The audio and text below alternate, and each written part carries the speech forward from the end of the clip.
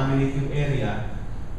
So long po you did not went in the cordon area. Okay, kami magpo-cordon eh kasi kaya nga po, saan kasi pagka-cordon po ng area, mamimili ka lang po ng yung paglalagyan mo ng straw o kaya ng line, ipo-cordon mo lang po siya, but not the crime scene itself. Hindi ka papasok mismo doon sa crime scene. You are only allowed doon sa perimeter, yung kanilang delineation na sinabi ko natin. Yung perimeter na to, doon po kayo allowed.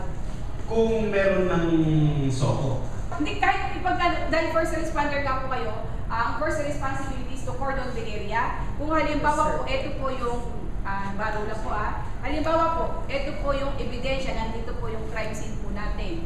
Ikaw po ay papasok as first responder, you are allowed to go here. Perimeter. Dito sa perimeter, opo, tama.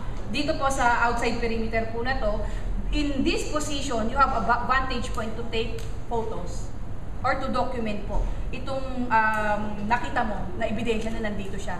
You are not in any way liable kasi wala ka namang na-contaminate pa at wala ka namang i-contaminate pa dahil nandun ka lang naman po sa perimeter eh.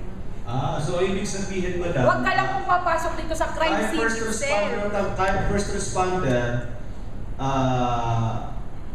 hindi ka talaga pwedeng lumapit doon sa actual mismo. Opo. You can just document it by photography kasi alam naman namin may mga sophisticated na mga camera po kayo na from afar, po pwede mo siya makuhanan ng photo, parang nandun ka na sa malapit, na i-zoom in nyo naman yung camera ninyo. So, but what's the point, Doktora, doon sa maglalagay ka ng shoe, ang tawag nung kanina? Shoe cover. Hindi po, ang ano po natin doon, those are basic preservation materials na ginagamit po natin. Now, kung talagang kakailanganin nga po, in case na meron kang nakita dyan, dying person, may mga signs of life pa, you are allowed to go in just to get that person and evacuate him or her to the nearest hospital. So, you should be wearing a foot cover. What if you're not sure if that unconscious person is alive or not? Can you approach it? Pwede po, kaya nga sabi ko dapat importante meron din po kayong training on basic life support or first aid. Kasi by that, machi-check mo eh. Kahit po itong back ng natin, pamagdahan, igaganon mo lang, machi-check mo kung humihinga pa siya eh. Or kaya, kahit hindi mo nahawakan, or kahit hawakan mo man dito. This is a carotid vessel, pwede mo malaman kung may pulse pa dyan, or even dito, may pulse dito. Kung talagang weakest of all weakness ng pulse dito sa femoral, dito matagal mawala ang pulse. Kahit na yung tipong comatose na siya, mamatay-matay na siya dito. Ito, meron tayong femoral pulse po dito. Mas malakas po dito. So kung meron mga signs of life, pwede. Pwede po yun. You are allowed kasi you are trying to save the life of that person. But at the same time, exploiting the situation that you're already inside. Exactly. Okay lang po yun. Okay lang po yun kasi ang una nga natin, sabi nga natin kanila, priority, di ba?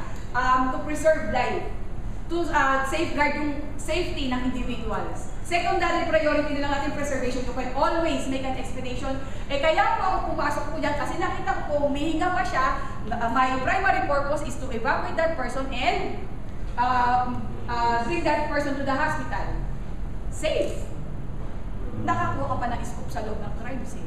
Okay. So, Madam, Opo, pero sir, yung cameraman mo, reporter ka doon, cameraman mo, ipag-ano mo din ang shoe cover. Pero medyo malayo na doon sa perimeter area na lang siya. Ikaw lang po ang papasok doon ng shoe cover para hindi mo makontaminate yung crime scene. Thank you. Ma'am, lahat po ba ng police allowed pumasok doon sa cordon o yung soko lang yung soko? Actually, ang soko lang po ang pinaka-allowed doon sa... Kung walang soko, may police talaga na... Yun nga po gusto namin bigyan ng emphasis. Nandun lang po sila dapat sa outer perimeter. Investigator on case po those who are not involved, not in any way sa crime scene processing should not be inside the cordon area. Ang allowed lang po, di ba doon sa slide natin sabi natin, ang allowed lang po na nandoon sa inner perimeter would be crime lab personnel, crime lab experts, o forensic experts for that matter. Kung halimbawa may nakita kaming pulis na pumasok doon sa cordon. Pwede nung sawayin. Hindi ka dapat na nandiyan. Hindi po. Pulis kami dyan ka lang. No. Pwede mo pong isite yung kaninang sinasabi po natin 2007-008. Nasasaad dito. Ikaw na investigator on case, nandito ka lang, hindi ka allowed dapat dyan sa loob. Kasi anong magiging purpose niya kung bakit nasa loob siya ng crime scene? He will not collect the evidence. he will not gather in any way yung evidence na yun. Not until siya ay kukuha ng fingerprint. Pero sabi ko nga, ang fingerprint lifting would be done by SOCO team expert. Eh ma'am, kung panamitan sila, bukas ang padalagin ng SOCO. Hindi naman po.